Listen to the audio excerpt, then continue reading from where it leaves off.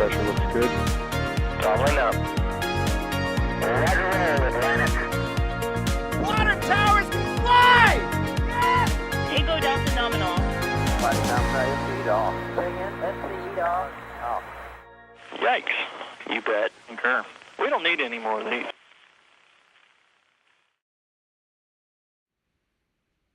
Hello, everyone. Surprise, surprise. It's time for another launch from the Cape.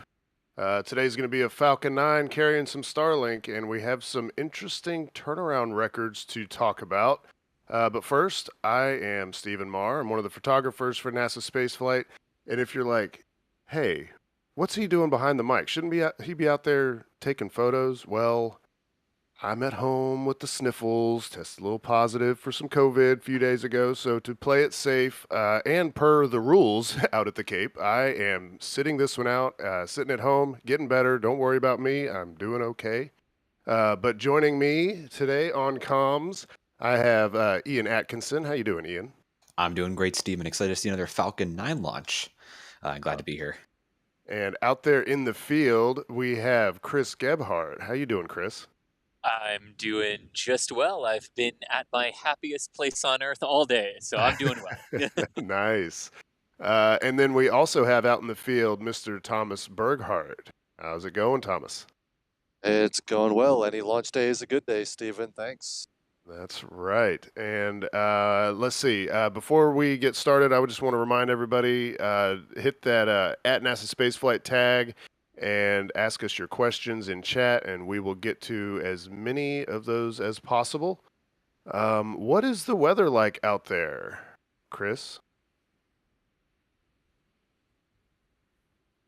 Can Chris hear me? Oh, no, I could not hear you. That was total silence my end. Sorry, what was the question? Yeah, hey, how's the weather out there? I see some bushes blowing around, maybe a little bit of shake in the camera. Seems a little windy. What's it like? It is very windy. That is very true. Look at this. Wait. Breaking. We have Raptor test firing in McGregor, Texas. Merlins. That's the Merlins. Merlins. Oh, sorry. Yeah. Sorry. Also, there are some Merlins firing in Texas, and there are some Merlins about to fire in Florida. So it's all about the Merlins this afternoon, right? All about the Merlins, right? No Raptor. Wait, actually, there's been plenty of Raptor firings today. Well, okay. But yeah, here in Florida, the weather is actually... The weather is 90% go for the anticipated liftoff here at 5:27 and 10 seconds Eastern time. So no real worries from the Falcon 9's perspective. It is windy on the ground, and it's really windy on the ground, actually. So if you do see a bit of shake in our camera, that is why. But the winds are nothing that the Falcon 9 cannot handle so far today. So weather's looking very good for an on-time liftoff here at 5:27 and 10 seconds Eastern Standard Time. All right, cool. And actually, you know what? I'm going to be doing a little experiment today. It's going to be one of those, like, we already kind of know how it goes, but it's because I never watch launches from home, although I do live nearby. I'm about 14 and a half miles from the launch pad today. I'm going to time how long it takes from the time of liftoff to the time that the sound hits me, and then the time that my windows stop rattling, because for the Crew 4 launch the other morning, that was the first time I'd ever watched from home, and I didn't realize that, like, I have the sliding glass doors on the back of my apartment, and they face north, and they were, like, rattling long after I could hear the engines, right? And so I came back in, and I was like I couldn't hear them outside. So it's like this bassy percussive thing that's happening, I'm sure. So I'm going to have like a stopwatch going, and whenever I see liftoff, because the delay that we have whenever we're here in studio is like nothing. It's like half a second. So I'm going to hit the start and see how long it takes before my windows start rattling, and then how long until they stop. As a kid for the non-shuttle launches, that was always fun at our house north of the Space Center, was the time delay for when you could run outside and see the Titan, see the Delta lifting off, and then you inside and you could see everything on the shelves shaking and rattling. and everything as the sound waves hit you. Yeah, that Right. was always fun. Yeah, yeah, it's pretty cool. I was it was a neat experience. I was bummed that I was watching from home, but it was like, oh wow, this is interesting, because sometimes I hear locals, I'll run into locals, and it's weird to me, but some people don't like the middle of the night launches because it wakes them up, and I'm like, but you're inside, like, how loud could it be? And yeah, no, the percussive waves rattle windows, even if you never, experience it otherwise. Like wind, I never get any wind rattle or anything here, but yeah, that's gonna be kind of neat. It will be Um, indeed. Yeah. Hey, so I think the big selling point on this, yeah, it's just another Starlink launch or whatever, but I think the big selling point today is all of these turnaround records. So Falcon 9, obviously, reuse has been a thing for some time. They landed for the first time in December of 2015, and they have been rapidly increasing, or I should say, decreasing the turnaround time that it takes between flights. And we have some pretty impressive numbers for today's launch. What do we got? Yeah, so there's actually 4 kind of distinct records that SpaceX is setting with this launch, assuming it goes on time today. And as of now, nothing seems to be off track. Everything appears to be nominal for today's launch attempt. The first one, and the most obvious one, is the turnaround time for this particular booster. This is Falcon 9 booster 1062, which most recently launched the Axiom 1 mission, that crewed mission that actually just came back. It launched that mission 21 days ago and is already back on the pad for another launch. That is a new turnaround record for the Falcon 9 fleet, beating the previous record, which was about a week longer, about 27 days. So that is record number 1 being set today. The second record is the turnaround time for this pad, Space Launch Complex 40, which is kind of the most busy pad that SpaceX has. This pad is being turned around in just 8 days since the previous Starlink mission. And that is a record not only for Pad 40, but for SpaceX overall. Their overall launch pad turnaround time, the quickest one, is here at Pad 40 compared to 39A and the Vandenberg pad. So that's record number 2. Record number 3, the drone ship being used for this mission is the Just Read the Instructions drone ship, which supported the Axiom 1 mission. Nope, that's a complete lie. Supported the Crew 4 mission. Thank you. And spent just 19 hours in Port Canaveral before being turned around and going right back out. And you know what? I think I misspoke again. It wasn't Crew 4 either. What was the one right before Crew 4? Starlink. The other Starlink. Okay, Starlink, yeah. So yeah, this pad supported both Starlink missions, and the Just Read the Instructions drone ship supported both Starlink missions. My apologies. But nevertheless, there are too many things to keep track of. There are too many missions happening right around here. But Just Read the Instructions, spending literally only 19 hours between the 2 missions in port. So that's a new turnaround record there. And the final record that SpaceX is setting today, the 6th launch in a single calendar month here in April for SpaceX, which is a new record as well. So all of this is to say both that SpaceX's launch cadence has been rapidly increasing, but also how they're doing it, and that's reuse of their rockets, their pads, and their recovery vessels. And let's talk about that recovery and that reuse, because in addition to the milestones you just mentioned, Thomas, we've got some other milestones on the Falcon 9 today as well. This is the 150th flight, 150, of the Falcon 9 rocket. It is the 110th attempted catch of a booster, recovery of a booster, and the 90th reflight of a first stage booster. So nice round numbers all around there. And for there is our big T-minus 20-minute vent. We're going to come back to that in a second because I want to finish my thought here. 150 flights of the Falcon 9 today, and I know it's going to be asked. No, that is not a U.S. record. The early versions of the Atlases, specifically the Atlas Centaur from the 60s and 70s, flew 199 times, and from what I've been able to find, that's the one to beat. So it does not make Falcon 9 the U.S. leader, but it is certainly inching closer and closer and closer to that record as well, but not quite there today. But overall, 150 flights in 12 years, 90 booster reuses, and 110 booster catches. That is impressive, no matter how you shake it. That is impressive, and it's also just worth mentioning that this particular flight and you can read more about this in our launch article at NASASpaceflight.com. In addition to all these reuse milestones, part of this has been enabled by a new sort of streamlined experiment that SpaceX is working on for this particular flight, specifically on Starlink missions, because those are internal payloads. But SpaceX has accumulated so much flight data over those 150 missions on their engines, the boosters, all of the avionics systems, every piece of equipment that goes on a Falcon 9, that they are continuing to bring down that refurbishment time between flights, and SpaceX has made another leap with this 21-day turnaround and are looking to decrease that even further. So that is, again, that reuse is not just about lowering the cost, it is also about increasing how many times you can launch in a given time period. So we're seeing that on display today. And it's also no coincidence that it's a Starlink mission that they're choosing to do this on, right? Absolutely correct. No coincidence there, because your Starlinks are your internal ones to SpaceX. So these are the ones where they can, in some ways, test out new processes with the Falcon 9 when it is not a paying customer on top of that rocket. Right. But the other thing that is on display here right now is our big T-minus 20-minute vent, which is just the rocket's way of saying, yay, I've gotten all my RP1 kerosene in my first and my second stage.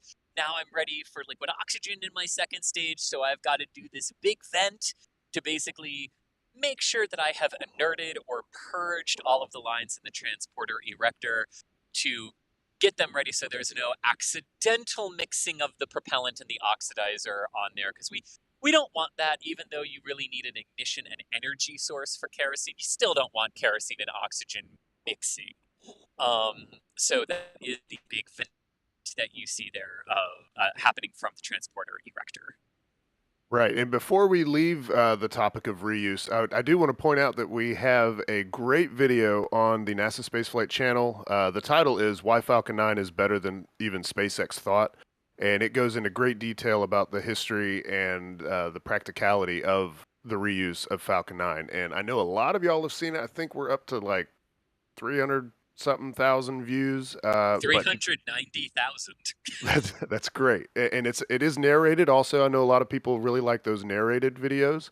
So if you have not seen that, make sure you go and check that out. Maybe we can get some of the mods to put that link in the chat if they have not already. But we're getting down. Okay, we're now under T-minus 17 minutes. We need to hit some of our questions. Let me run through. Okay, some of these are going to be easy because they are the typical questions we get at the beginning of a stream. All right, so I'll just start us off. So the 4 towers that are around the rocket are the lightning protection system, which helps protect the rocket from the occasional lightning strikes we get here in Florida. Next question, please. And then Musical Wolves wonders what the magical broomsticks are on top of the 4 towers. That's the conductive part, right?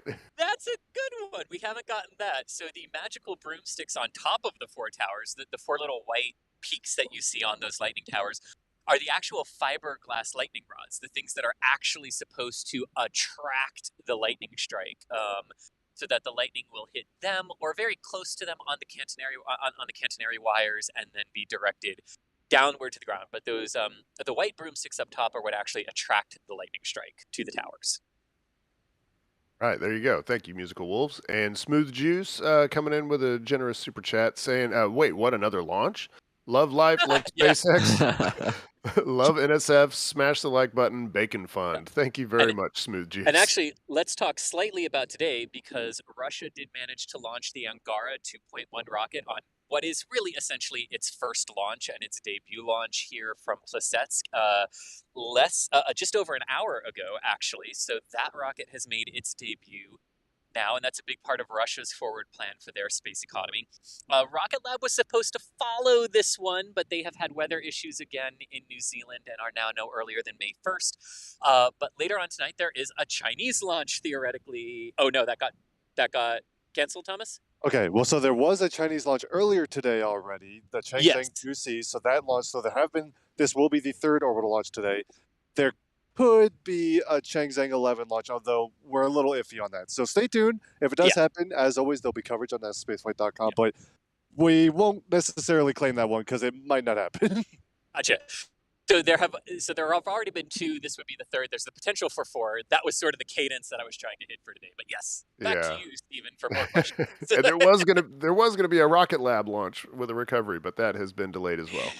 So stay tuned, and hopefully we'll get that in the coming days. But Multi Space Industries just saying Thomas Fan Club, thank you. Always appreciated. And John Depker saying, wow, it's been a busy week. Axiom 1, Crew 4, this Starlink launch of the McGregor live stream. Y'all are awesome. And SLS rolled back. Whoa, SLS. Yeah, that was. Well, I was going to say, if you were tuning in right at the beginning of the stream, then you saw a glimpse of our new 24/7 live stream down at McGregor, Texas. If you're curious about what's going on down there, how often do they test Raptors? You know, how does that whole process work? Well, you can glean whatever you like from our new 24/7 stream, which has 4 different cameras pointed at 4 different spots, and then one really cool. There's actually 5 different cameras. Well, I was gonna say, and then one really cool wide angle. Right, okay. And what's really cool about this, and this is sort of Das and Michael's little child that they've built. Okay, here it is right now on screen. Hey, I got it back up. Yeah, sorry. Okay, yeah, and so one really cool feature of this is if you notice in that middle wide angle shot, you see these little bumps and stuff scrolling across. That's actually an audio level readout of audio activity. So if you ever tune in to McGregor Live, you can look at that and see if there's been any loud activity recently, and you can scroll right back until that bump is just off to the right of the screen, and you can see whatever test that was that just took place. Also see the engines throttling in the graph. So as the sound pressure increases and decreases, the graph will actually go higher and lower as the engines throttle, and you can see throttling on the engines. Look, I'm going to make this up. Somebody at SpaceX is going to be like, that guy's an idiot. He didn't see that. But I feel like I've seen throttling in the audio level graph that is indicative of like throttling down for max Q on a Merlin. So it's like high throttle. Yep. And then a few minutes later, it starts to throttle down and then it ramps back up again. Like you can literally see that in the graph from the Merlin stand. You asked how often they test. And they test so often that a test was occurring when we started this stream. And I was like, whoa, a test! And I was racing to put it on the stream, so that's what you saw there. Yeah, and another cool. Go ahead, Thomas. Sorry. I was just saying, once they happen, and this goes with the audio level thing, there's a brand new stream. We're kind of adding some things too, I think. But there are timestamps that show up once we confirm that a test happened. Whether it was a Raptor or a Merlin and what stand it was on, and that can help you scroll back and find tests that have happened during the day. Standard practice, like especially during the weekdays, multiple tests a day. So McGregor stays busy. Definitely go check it out. Yeah, seven was my record. I saw 7 tests in a day while I was out there working on the cameras. That's one day, y'all. Not like the entire trip that Das was there. It was 7 in one day. And so far today, we're up to what, 5? Yeah, we've had 5 today. They fired the same engine twice within 30 minutes. Oh my gosh! Wow. On the tripod there, the lower left-hand corner, it was. The engine goes, and then 30 minutes later, we're like, is it venting again? And there it went again. Another question I just wanted to ask you myself, and other people might be curious, how long does it take for that for the audio level to scroll from the right side to the left? Is that an hour long or a half hour? What is that? No, it's actually only a few minutes. Oh, really? Oh, it yeah. seems okay. Yeah, it's like it's I don't know what we settled on because we did make it bigger right before the end, but it's like 5 to 15 minutes. Okay. That scrolls across, and that's why if you see it right there, you can see. Oh, I just missed one by 5 minutes, but you have the list in the upper left-hand corner. You can scroll back to that time, and you don't have a chance to sit there all day long. You log into McGregor Live at the end of the day. You're like, oh, 5 tests. You can scroll back and see the test earlier in the day, and then we're also going to be doing Raptor Roundup videos where we make a video like every couple weeks, and it's like, here's the testing at McGregor. This booster came in and was tested, and then this happened, and that sort of thing. We're planning on giving that a try too, if that's something anybody's interested in. Yeah. So if you love Starbase coverage because you love the testing, well, that itch will be scratched with McGregor Live. And I got to tell you, earlier, I saw a tweet from Michael. He tweeted out that there might be some testing soon on the tripod. And so I switched it on to McGregor Live and got to see the test. And it is gorgeous. Like, you know, when you're watching a static fire at Starbase, you don't really like the engine plume is all kind of covered up with the dust and stuff. Well, it was like that for the first few seconds, but then that plume cleared away and you could see the flame just clear as day coming down off of that tripod. It's just brilliant. It's gorgeous, yeah. Actually, looking on there right now, if you look in the center camera, the very large wide field, and you look a bit left of center, you can see just to the right of the water tower, there's a Falcon 9 booster there, but it's actually a Falcon Heavy center core. You could tell that because of the white interstage, and because of that, there's a solid chance that could be for, I believe, USSF 52 or for Psyche later this year. It's for Psyche. Psyche. That's what I was thinking. I was like, I want to cover my bases. Yeah, I believe it is booster 1074, and that is the center core for Psyche. Yes, it is 1074 because 1073 just left. We saw him static fire that. I had the cameras. The cameras are always up for weeks before we ever publicize them or anything like that. And I saw it static fire, and I was like, people need to see this, but we hadn't launched yet. So we do have video of that Falcon Heavy core static firing at McGregor in preparation for its launches. Anyways, didn't mean to turn this into a McGregor live advertisement. Yeah, I know. Yeah, neither did I. But somebody mentioned McGregor. So let's get back to the launch at hand. And so we are now approaching T-minus 8 minutes of this liftoff of some Starlink satellites atop Falcon 9. Let's hit as many of these questions as we can. Jel Verbalen saying, are these fairings new? Do we know? SpaceX hasn't been super talkative about the fairings being reused or not recently, and so I do not believe we know about this particular mission, whether they're reused or not, unfortunately. Yeah, and sometimes even though they don't mention it, like if it's anything other than a Starlink or a crew launch, we can get close enough to the Falcon 9 that we can kind of see with our own eyes to tell if it's got like any scorch marks or anything. But that's not really the case here. Like, I couldn't say with any confidence if this is a new one or a used one. Let's see. Let's go to Jordan Levy. Will this be an RTLS or a drone ship landing, which we did sort of discuss earlier, but somebody may have just joined the stream. It is a drone ship landing heading for Just Read the Instructions, which is located about 630. We're getting some... we're getting some robot from you there, Chris. North. It's still coming through a little bit, but his phone downloaded an update all of a sudden. Yeah, that's what it seems like. And then the recovery vessel Bob. Okay. Yeah, Chris, we're getting 35 kilometers down. We're getting robot talk from you there, Chris. Thomas, are you able to? I can certainly try to translate what Chris was saying. Sure.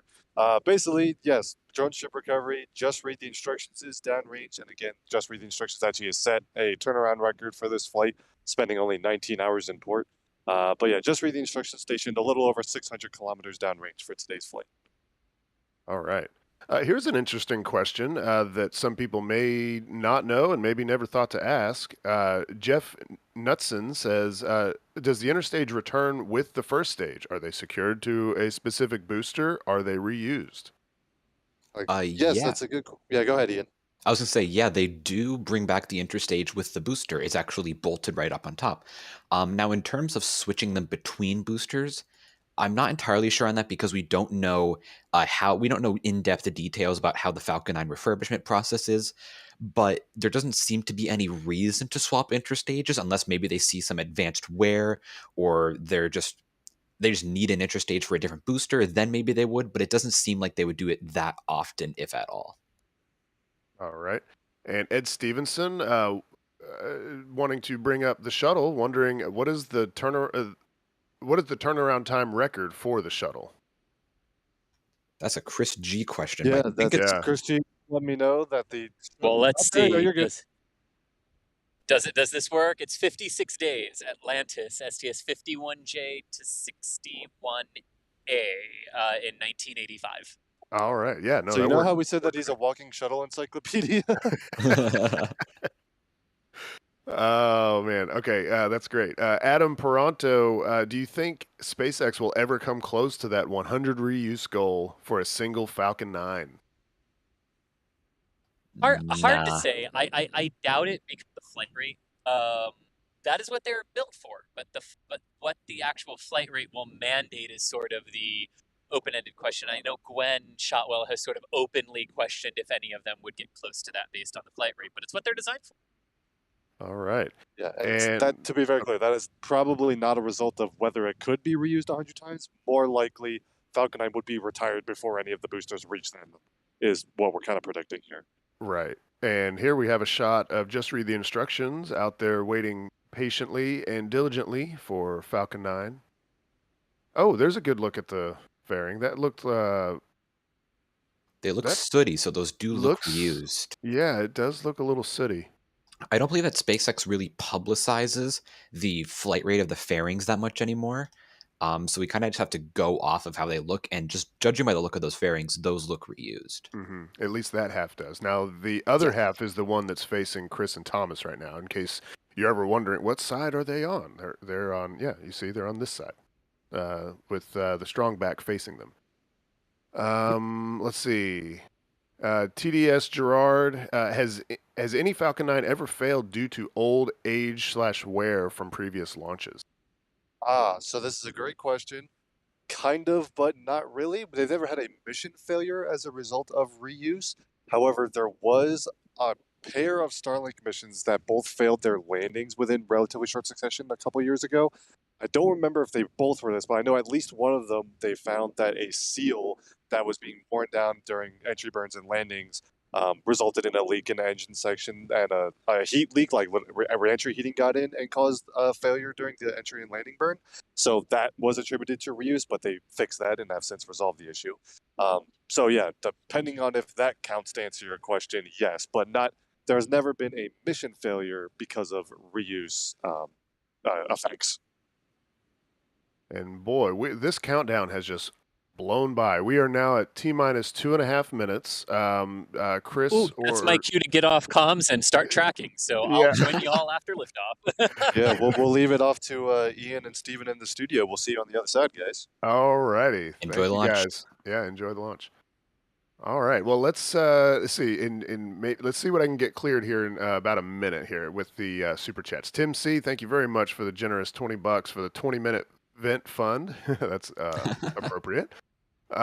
Musical Wolves was wondering how many times the fairings have been used, but as we discussed just now, we're not even sure if they're reused. We think at least one half may be reused, but we are not 100% on that. Kessiak saying, Team Steve, get well soon. Good to hear you again. Team Beard, thanks for all the coverage. Yeah, and actually, I haven't shaven since I've been home ridden. So yeah, the beard is not thick, but it's getting there. Minute and a half on the T-minus count, and you can see Chris is starting to get ready for liftoff there, adjusting the camera a little bit, checking the focus. All right. It's so cool to see the venting from the strong back in several locations, and there's just a little gusts of wind just blowing it away. It's so cool to see the rocket just sort of revving up for launch. Yeah. I love this. Is some of my favorite part of countdown. Yeah, me too. And now at T-minus 1 minute, what happens there? There's a certain milestone there at T-minus 1 minute, right? Isn't that when Falcon 9 takes over? Yep. So they begin to pressurize the tanks, and at this point, the teams are doing the final go/no-goes, or the final go for launch, which is given at about 45 seconds before launch, so right about now. And at that point, the launch director says, "We are go. Everything looks good. The vehicle looks healthy. We are go for launch." Cool. And then at T-minus 10 seconds is when the vehicle takes over. The computers take over the count. So at that point, everything is automated. Humans cannot take over after that point. All right, here we go. And after liftoff, I'm actually going to lean back in my chair and see if I can see it lifting off with my north-facing window here, and I'm going to do my little experiment. You're so lucky, because I'm sitting here probably about 500 miles north.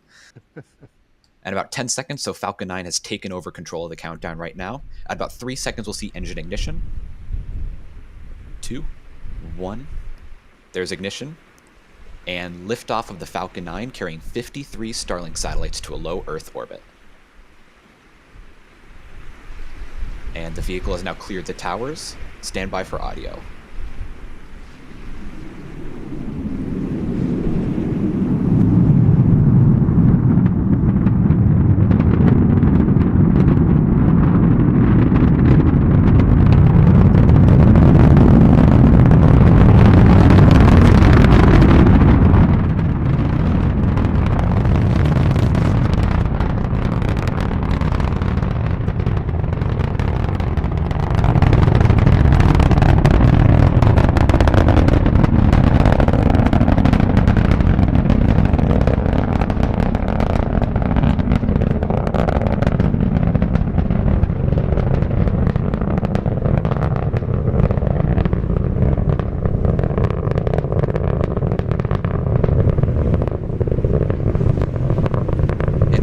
Over T+1 minute into the launch right now. The vehicle is coming up on max Q, just the point of the maximum aerodynamic stress on the vehicle. And a beautiful look at the contrail there, showing that the vehicle is now going through supersonic speed.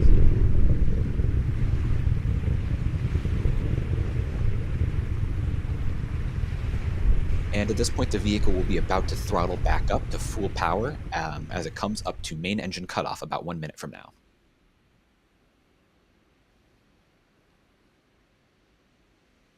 And that was a beautiful liftoff there. And now, as you can see, the vehicle is getting higher and higher in Earth's atmosphere. And because the pressure drops up there, you'll see the engine plumes begin to expand. You can actually see now that the plumes are much, much wider than they were at liftoff.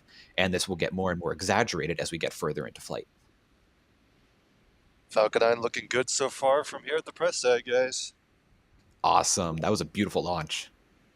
Chris G with the great track as always. Thank you, Chris. Absolutely. That was a smooth track. Beautiful shot of the contrail there, too.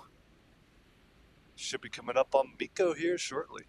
Yep, about 20 seconds away from Miko. And you could tell the vehicle is almost outside Earth's atmosphere because the plume is almost entirely invisible now. Steven, I hope I did the liftoff photos justice. I'm no expert, but I'll do my best. No, man, I've seen your photos before. You do just fine. And it looks like we've had main engine cutoff. Yep. Stage separation's coming up next.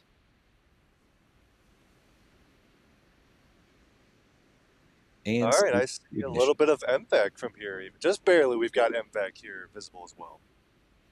I do not believe we have that here. We'll get the replay real quick. Oh, yeah, you'll get it on the replay. It's coming.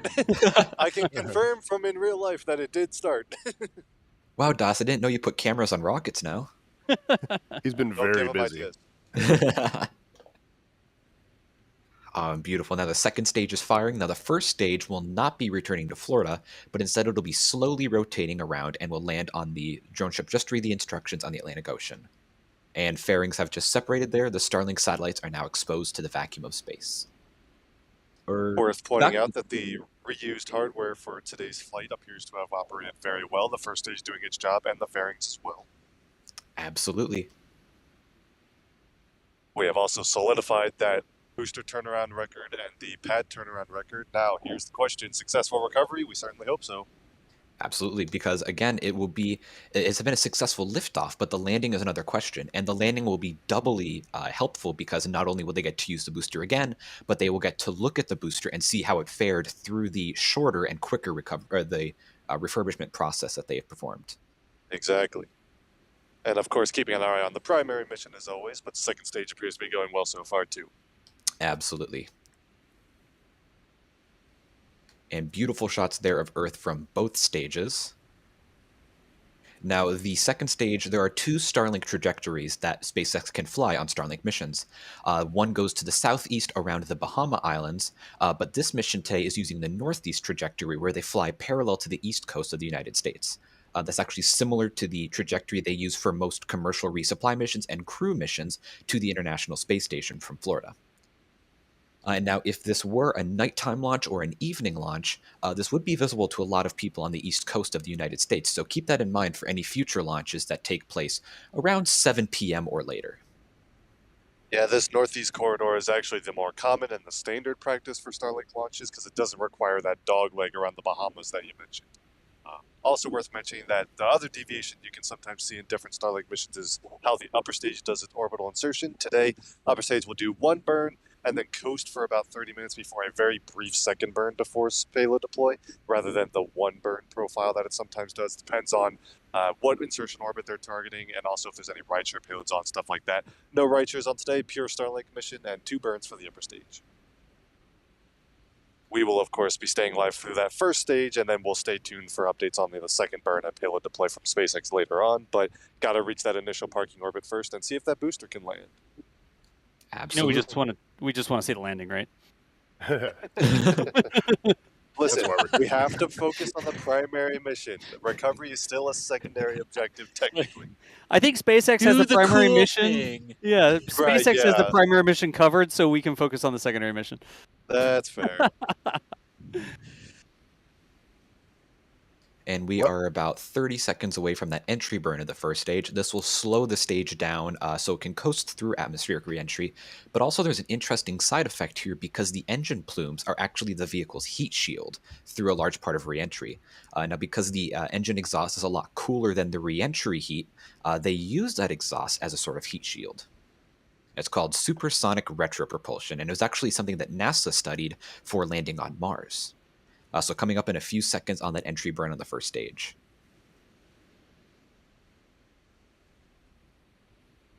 And there we go. And look at that speed dropping. Yeah. And they have 3 Merlin engines running here. Now, because the stage is so light since there's almost no propellant left in it, those 3 Merlin engines have a lot of power, and you can see the velocity dramatically dropping. And it looks like we had a good shutdown there. So now the grid fins, which you can see on the upper side of the stage, those are going to start activating as the vehicle re-enters the atmosphere. And you can see the vehicle has sort of stabilized at a velocity and is now dropping in velocity on that first stage. And that is just the aerodynamic forces acting on it and the air pressure and the resistance slowing it down now as it heads toward the drone ship. And then stage 2 still chugging along and doing its job. But it still has about 10,000, it still has about 10,000 kilometers an hour to go. In Yeah. the last couple of minutes here of the climb to orbit. One thing that's interesting about that entry burn is, it obviously this is by design, but how they were able to time it so that the entry burn shutdown, it's just enough into the atmosphere that after the shutdown, it increases in velocity just a little bit, because the engines aren't slowing it down actively. Sorry to interrupt, Stephen, but look at those atmospheric effects on the grid fins. Yes. Oh, look at that. Cool. And if you see him turn a little bit, you kind of get an idea of how they actually work and how they direct the air around it. Yep. And that's because the vehicle's going through transonic regions right now, which is the very, very turbulent region between supersonic and subsonic speeds. And we've just had engine ignition for landing. And there's the drone ship coming into view underneath it. Beautiful. So it's adjusting over. That's good.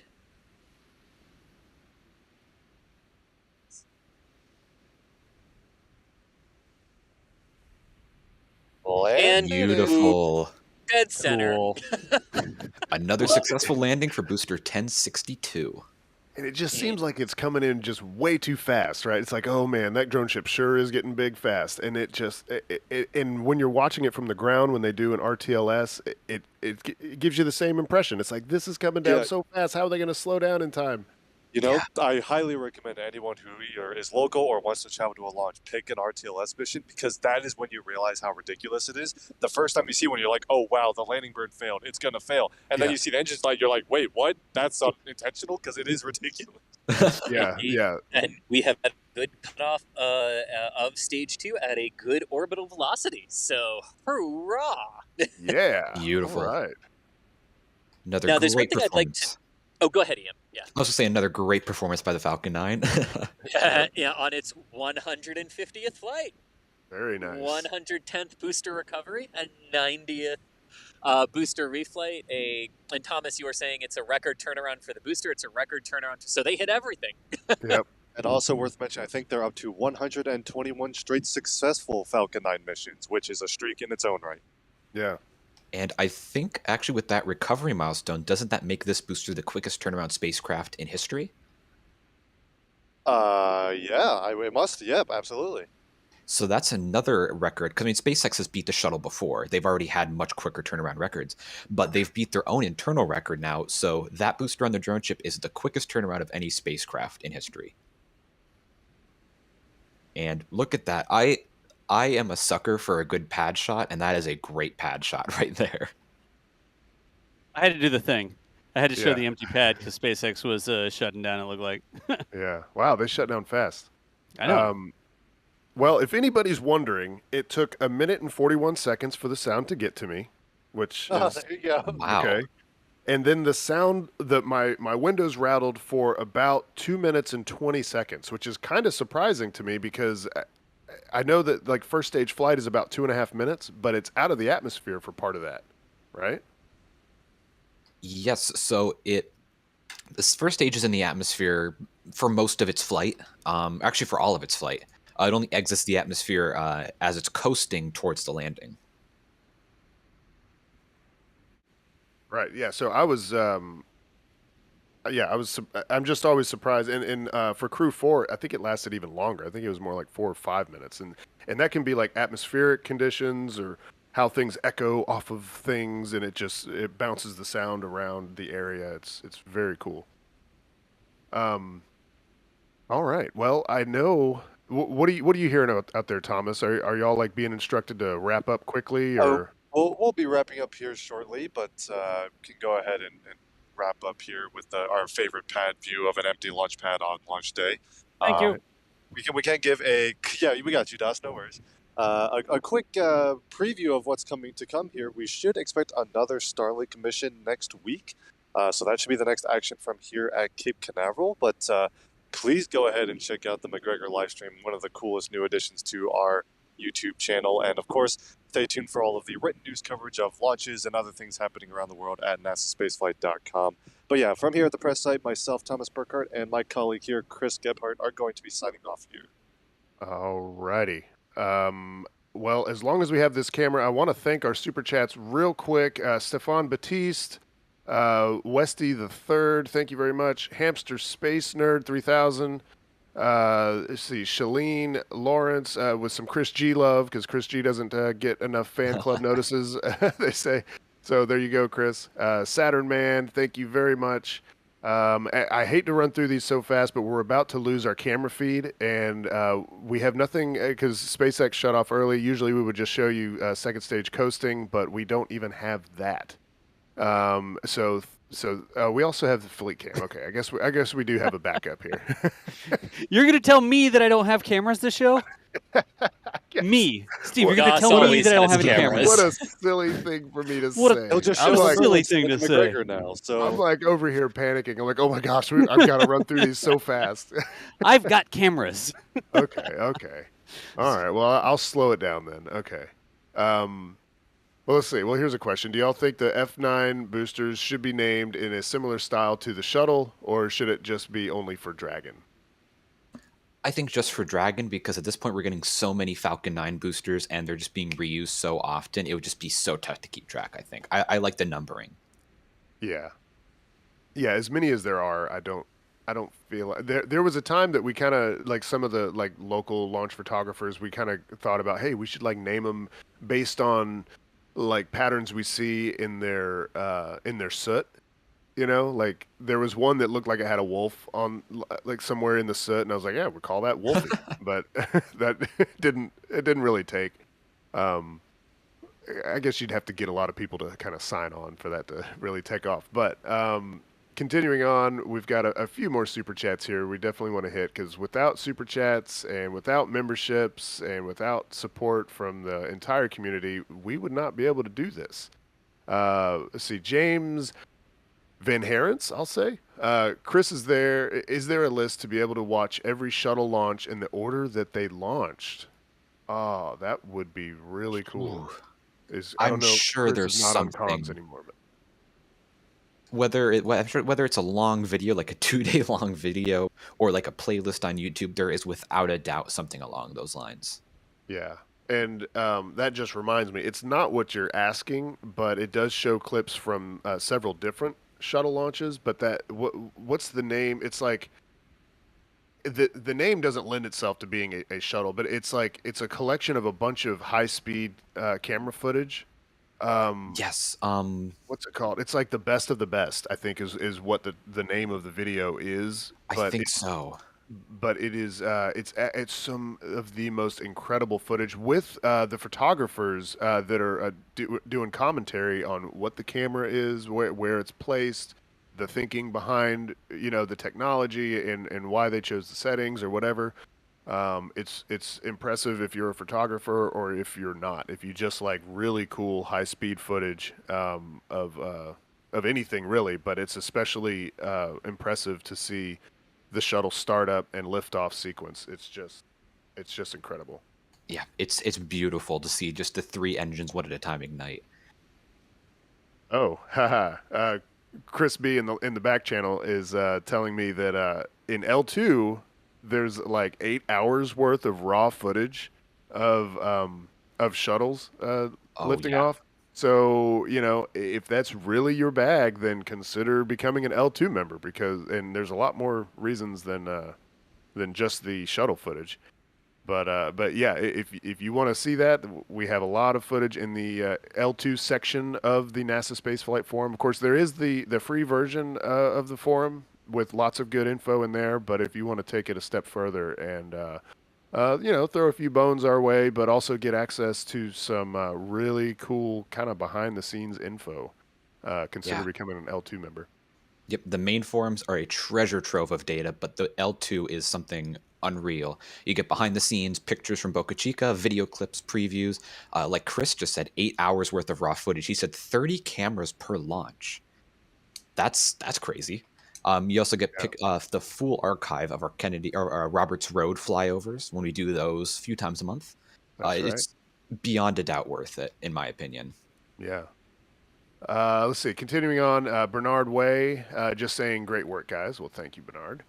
And then John Depker, I think, maybe got a question in earlier. What's y'all's take on the redesign of the booster grid fins, and how do they compare to Falcon 9 grid fins?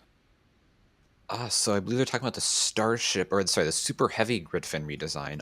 Seems like they have more dense lattice. So basically, I guess I just described it, more dense lattice. The holes are smaller, basically. The holes are smaller. There's more quote unquote fin space, and that seems like it would give it, in theory, more lift, more authority, or what's it called? Angle of attack authority. I don't know. Yeah, I think control authority would be the. Yeah, control authority, which gives it more cross-range capability. So I think that could be very useful if that's what it's for. It'll be interesting to see if anything else regarding those changes. Well, then, somehow I think we lost Ian. Oh, he's back. Crashed. Oh, yeah, Discord crashed. Okay, well, I think with this beautiful view of, is that Megan over there? Let me pull this closer to me. Yes, that's Megan. View of Megan over there, one of SpaceX's recovery ships that goes out to pick up Dragon anytime it comes back, whether it be cargo or crew, private or NASA astronauts, doesn't matter. Megan and Shannon both they'll station on the east and west coasts of Florida. And they, I wonder if they have like friendly bets between them, like who's going to get to recover this Dragon. It seems to me like it should always be East Coast because that's where I live, and I want to be able to see dragons streaking across the sky. But it seems like most of the time it's over there in the Gulf. But anyway, yeah, I think it's probably a good time to go ahead and spool down. Don't forget, we have our McGregor live over there. We've got Starbase live. The action never stops, 24/7 streams. So I've been your host today, Stephen Marr, and hopefully the next launch from the Cape, I will be out there shooting some photos. And joining me today, of course, in the field, we had Chris Gebhardt and Thomas Berghart offering us great views. Stay tuned to Twitter. Thomas Berghart will have some photos up shortly, I'm sure. And also joining me in the studio has been Ian Atkinson. Thank you very much. That was very fun, and I like this little post-launch chat we had here. Yeah, me too. and also pulling the strings and pressing the buttons, and also a huge part of getting this new 24/7 McGregor live stream going. DOS, thank you very much for operating today. Good times. Always a good time to show people some cameras. All right. And thank everybody for tuning in. And thank you especially to our members and our mods also for keeping chat a nice place to hang out. And with that, we're going to bid you all adieu. Thank you for joining us. Have a good one.